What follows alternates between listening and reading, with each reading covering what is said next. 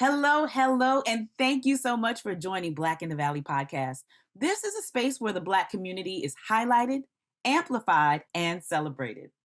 This episode continues our celebration of women who show up and they show out, honey. Simply put, these ladies are Black girl magic exemplified. Day in and day out, these Black women are leading and serving right here in the San Fernando Valley. And I am honored to call these sheroes my friends. The next guest in our series is a very special person to me for so many reasons. One being that I have the privilege of working with her through my nonprofit, Zawadi Cultural Collective. Daysha Britt-Wills is a wealth of information and expertise, and I am thrilled to welcome her today. I am your host, Shania Axius, and this is Black in the Valley. Black in the Valley. Today, I am excited to welcome Daysha Britt-Wills to Black in the Valley. Hi, Daysha. Hey, hey. Hey. So, Daysha, I have known Daysha for over 10 years. We go way back. Daysha and I both went to New Paltz in New York, upstate New York. And if you let Daysha tell it, she will let you know that we didn't go to school at the same time. But that's my business, and I'm going to keep it to myself. But that's not all. Daysha is a crucial member of the Zawadi Cultural Collective team, which is my nonprofit that we have here in the San Fernando Valley, where we are serving young people and their families with culturally based programming. And she is one of our amazing board members where she is hands-on, and you will see her at our events like Juneteenth and our women's empowerment events and leadership events. So I am so happy to welcome my friend, my board member, Daysha Britt-Wills. Daysha, thank you so much for being with us today. I am so happy to have you here, and I want to just jump right into the conversation, if that's okay with you. Yes, thank you for having me. Yay! Okay, so Daysha, we've been doing this a long time, and we know that community work is truly a labor of love, dedication, and a lot of sacrifice. So Yes. Can you tell us why do it? Why do you do it, and what do you love most about it? Well, I do it because I feel like a sense of community it's vital for my life, for my kids' life, and just for the community at large. So we can't talk about it. We got to be about it. So I love the fact that I can say that I truly have community, like, being originally from New York, where you know your neighbors, you have your aunties and your uncles on the block, and people are there to help, help you with any and everything. When you come out to a state, like California, and even, in the city of Los Angeles, there's so many transplants here, and it's hard to feel like you're a part of a community. So I feel like, especially for Black people, it is so important to build community wherever you are. And I want my kids to grow up with that sense of community. And also there are things that, issues in our community that we can solve because we are united and because we have formed that community. I mean, I get a text message just about every day asking for a Black in the Valley resource, or, who the president of the NAACP is, or can Zawadi do this, or Bitv do that, because people, they recognize what we're doing in the community, they value it, and they have a need for it. So for me, I think, it's the only life to have, is to be in the thick of it, in the community, and consistently building with other people. So we know that these are all important things. Those are great points, and this is why we should all do it, but we're all not doing it.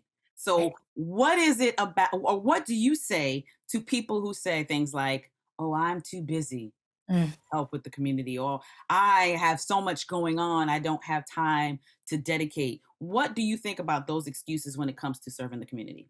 I get it. Life is lifing. Life is lifing for all of us. Pick a thing. Just pick a thing. It could be once a month. It could be once a week. Heck, it could be once a day, depending on what your, availability is.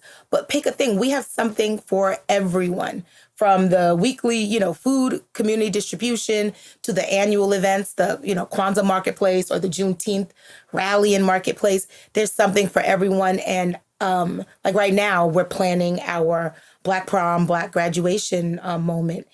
And there are people that work, in marketing or work in sales or decor. We need all those gifts. So if you pick a thing and then you'll realize you have so much in common with other people on that committee or so much in common with other people that are pushing, pushing the ball forward, you'll start to create those own connections for yourself. I feel like we can't be selfish. I get it. You got to start with yourself, then start with your family, and then just pick something. Don't be afraid. Commit to one thing, and you would be amazed how far that commitment will go, and how helpful you'll become. And then also, from a selfish perspective, the benefits you get out of it. Like, I mean, it feels great to be out there and helping the community and in the community. Like, you're fulfilled and you are satisfied, and you're growing. It's just an amazing feeling. So for all the people that think that they don't have time, just pick one thing. One thing. Text me, and I'll give you a thing. I like that idea. But so how do you personally, in addition to just picking that one thing, because sometimes, you're a Girl Scout leader, you're a member of AKA, you're a board member of Zawadi, you're active in Black in the Valley. You can't just pick that one thing. I So can't. how do you create this work life service balance? How do you maintain? I know that work life balance phrase has been popular in the last, 5 to 10 years. I don't think it exists, actually. There are times where you're 50% work and, or 60% work, 40% life, and then vice versa. I, you know, Sometimes I sacrifice doing my laundry or sacrifice, doing certain things that maybe that you should be prioritizing, but something else has to take over. So I feel personally, for me personally, because you're always trying to hack your life and things like that. I have kids, they're older now, 17, 12, 10. I utilize them. I inspire them to be independent. We have a grocery store across the street. Guess what, kids? Cross the street and go do X, Y, and Z. Because there are other things that I have to do with my time and they have to contribute. I feel like people do what they want to do, right? That's the number one thing. You do what you want to do. So if you clearly want to assist and give back in those things, you'll find the time. I don't really have the answer to the work-life balance. I don't think it exists. If you do have a partner in your life, sometimes the partner's at 70 and you're at 30 and you guys balance each other out that way. But there's never a 50-50. I do take ample time, during times, like maybe like breaks, summer breaks or spring breaks, winter breaks, to get caught up on things and kind of front load. I guess that's one of my tactics. Doing things late at night, early in the morning where people are not expecting, scheduling that email so people think that I'm online and doing it live. That's my secret that I just told on myself. But I guess those are some of my things that I do to help balance it all and fit in. I mean, I'm a sports mom also, and you'll see me in the stands. Track is, we're in the middle of track season, and track is long, it's all day. You watch your kid run for 18 seconds. So you have your laptop out, you're chit-chatting with your other sports families, and then you're sending emails and things like that. Just little things where I can kind of front load my task lists. Right. And in addition to all these other things, Daysha is also our lead cookie chair for our Girl Scout troop. And thousands of dollars and thousands of boxes of cookies have to be managed, and in addition to life stuff, so tens of thousands. Tens of thousands. We have 128 girls in our troop, so it's a lot to balance. So hats off to you for not making excuses and for constantly showing up, because I know for me it frustrates me, and you and I talk about this all the time, when Right. people tell us we're doing too much. Yes. Oh. And the answer is Trigger. you're doing too little. Because if you Right. did more, Yeah. then me and Daysha would not have to do as much as we are doing. It's a trigger also. Like, we talk about this. You're doing too much phrase. Can't stand it. So keep my name out of your mouth. That's number one. Or jump in and help me. If you think I'm doing too much, jump in and help. Because, we have friends that have businesses, have, balloon companies and casting director friends, people that lend their gifts. And Hmm.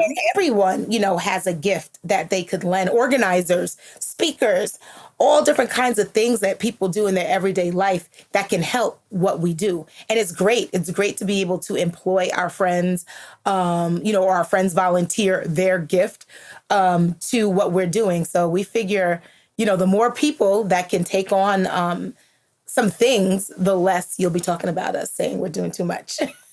That part. Well, Shania, how do you balance it? How do I balance it? Yeah, I yeah. think I balance it by the grace of God. Sometimes I'm like, I don't know how I am handling all the things that I'm handling. But unfortunately, like you said, there's a lot of sacrifice. Mhm. And unfortunately, with the life of service, my family Yeah, unfortunately gets a lot of the sacrifice, yeah, because I do so much in the community daily that a lot of times my kids are not getting the attention that they need. right. Spring break is upon us. And so, like, I've been super busy this week. But one thing I decided is that our second week of spring break, I'm not doing anything for the community. Love your community, but I need to take a break. And that's what I do. I take a step back Yeah, on occasion because my family does have to come first. Because I do love my community, but I love my family even more. And I got to make sure that they are not missing out on opportunities with me. So next week, I'm off the grid the whole week. I'm not doing anything for Delta. Love you, Delta. I'm not doing anything for Zawadi. Love you, Zawadi. I'm not doing anything for anyone except for my family next week. So I take those moments. I take those moments where I step back. And also, we put in place for our different groups that during the summer, we shut down. right, July and August is all about self care and paying attention to your family. So we take those breaks. We walk away so that we do not feel like our life is a total right, sacrifice, you know? So right. I do have those moments, but I too, sometimes that laundry will stack up.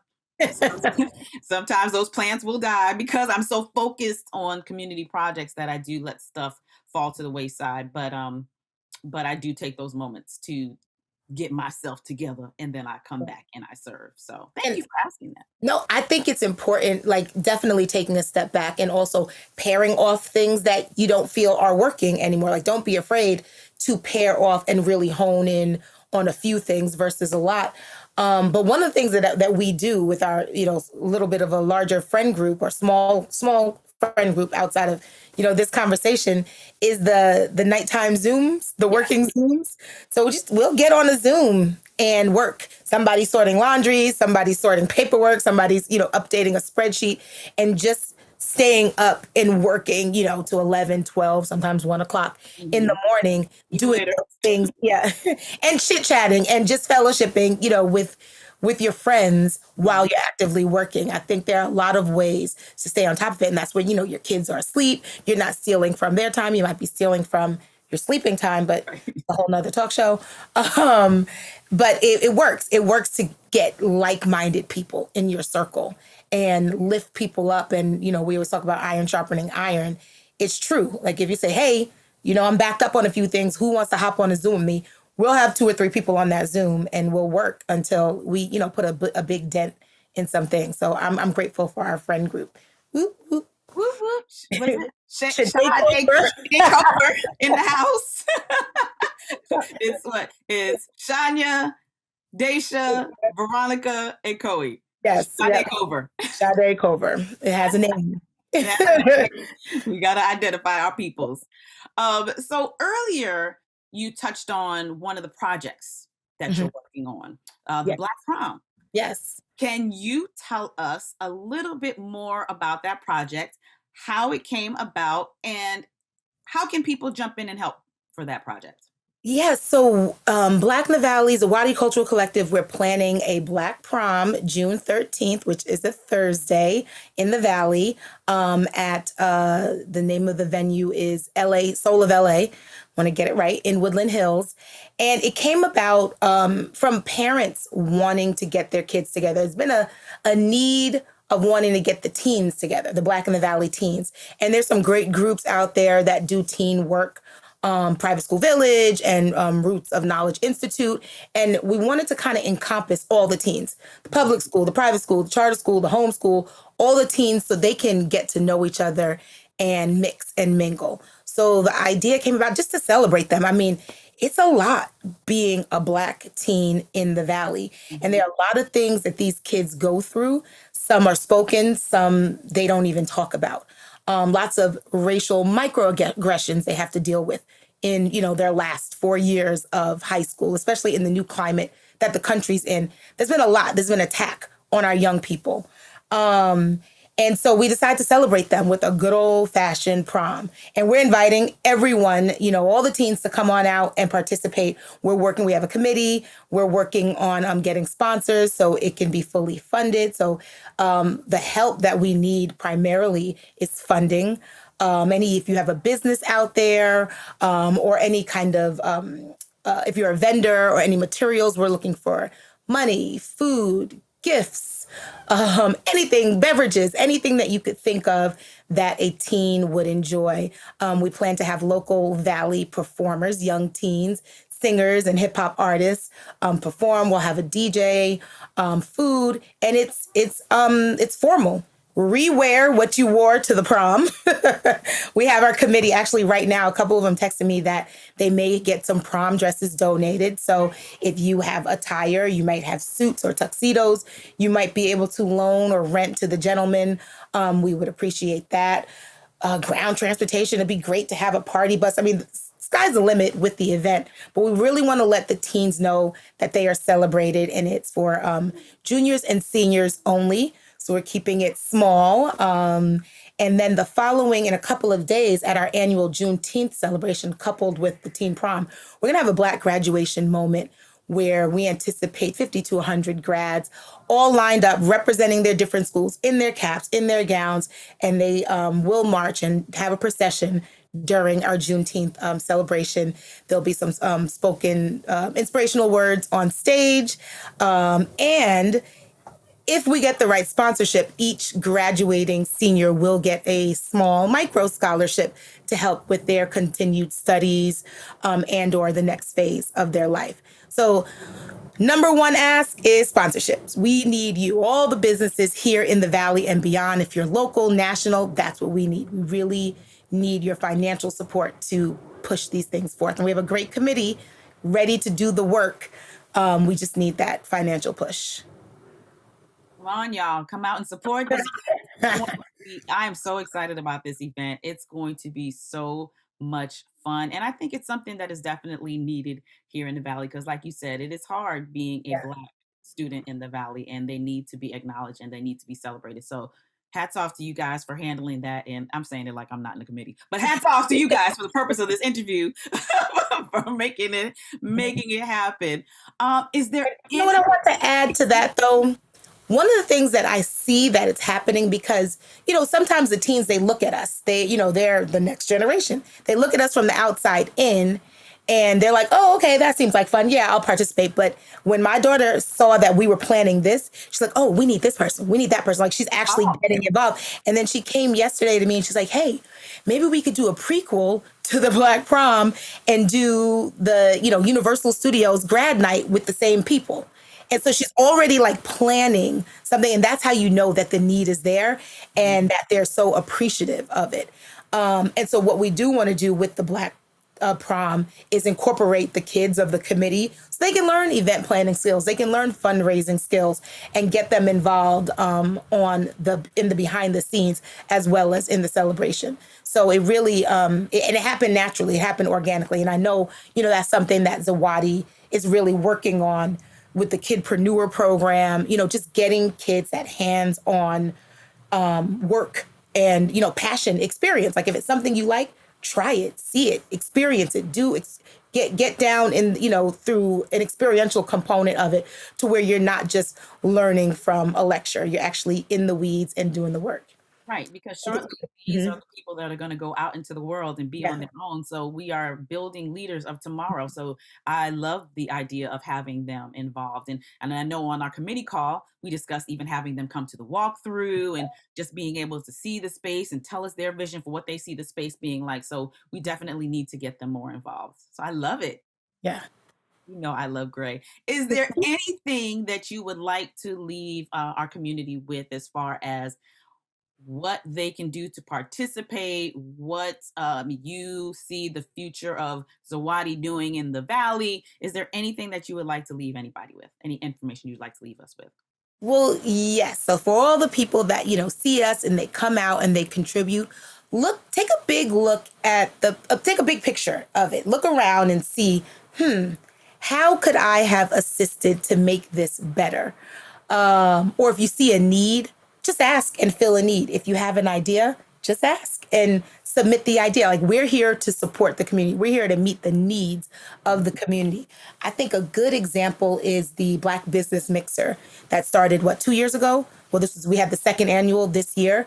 That was one of the most successful events because a lot of different entities were involved, and Zawadi, organized the groupings, but it just had different people from all walks throughout the valley, and you could see that people were really vested in getting the information and benefiting from the information. So I feel like there's something out there for everyone, but when you come to the events, ask yourself, what could I have done to make this event better? What do I have in my toolbox or what's in my wheelhouse that I could have contributed to it? And I know a lot of the times it's hard to volunteer because you want to take part in the event.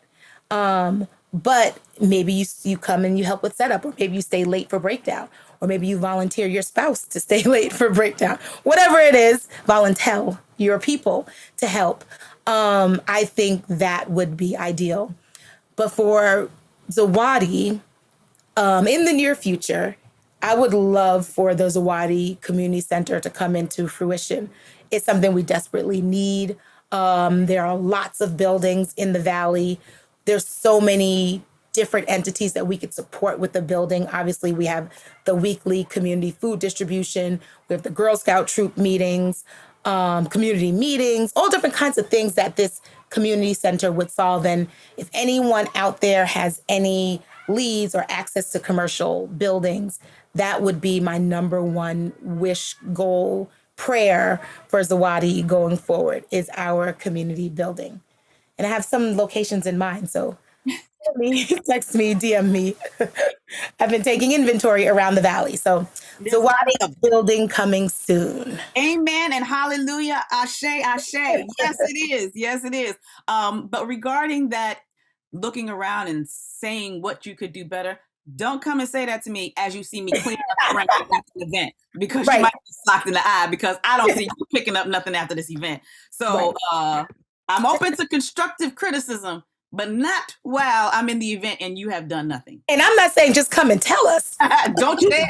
Oh, you know what? I can. Oh, great. Perfect. Here's a trash bag. There you go. There you go. Yeah, we need help. And I mean, we have lots of great people that volunteer, and we need more. Bring a friend.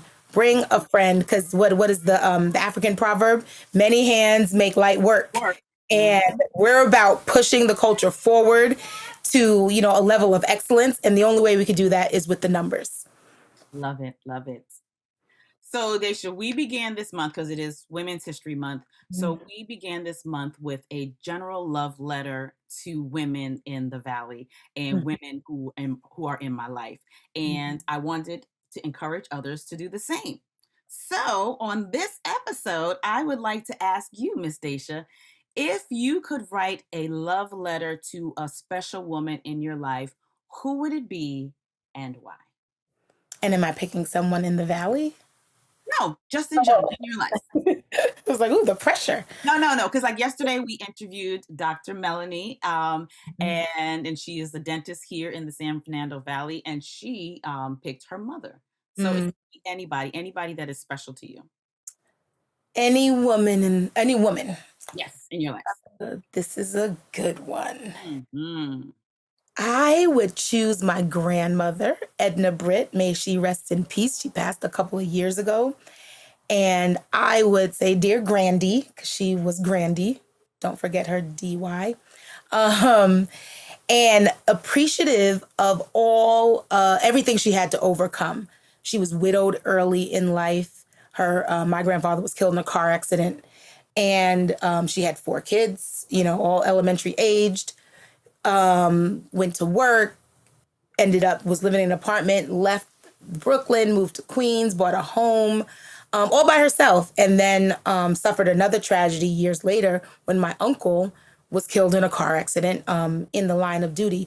But through all of that, she just basically she kept us all and instilled that strong work ethic in my mother, which trickled down to me. And I lived with her and my mother my whole life. And I lived in the same house my whole life in Queens. So she laid the foundation of stability and also exposure to things. So we went to Broadway plays. I was in dancing school, I was in cheerleading, because of my grandma. I guess I should pick my grandmother and my mother. But that just parenting through experiential learning, which is what I feel like I mirror the most out of my grandmother and my mother, Linda Owens. So my love letter goes to Edna Britt and Linda Owens. I love it.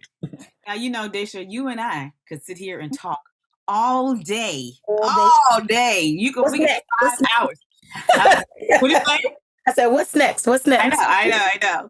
But because we are on limited time with our podcast, I just want to say thank you, Daysha, so much for taking the time out to do this interview. You are so appreciated by me. You are so appreciated by the community. And I just wanted to give you your flowers and highlight you because you mean so much to everything that we do here at Zawadi Cultural Collective. And I just want to say thank you for all that you do. Thank you. And let me give you your flowers. I'm wearing flowers. I'm giving them to you, Shania, because you really have found a way to galvanize us all.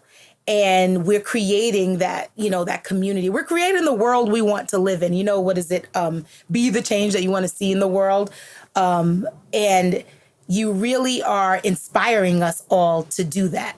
And so I want to give you your flowers as well, and appreciative for all the work that Zawadi's doing, that Black in the Valley's doing, that we're doing with Girl Scouts, all the things. So thank you. So, ladies and gentlemen, this brings us to the end of our segment. And if you haven't already done so, please join the tribe and subscribe. You can follow us on all socials at Black in the Valley Podcast and stay updated on all things BITV. And if you're watching us on YouTube, please comment below and let us know what woman in your life would you write a love letter to. And if you're listening on the go ahead and drop a few nice words and maybe some stars. We greatly would appreciate it. Once again, I am Shania Axius, your host of Black in the Valley podcast. Thank you to our guest, Daysha Britt-Wills, and we will see you all next time. Black in the Valley.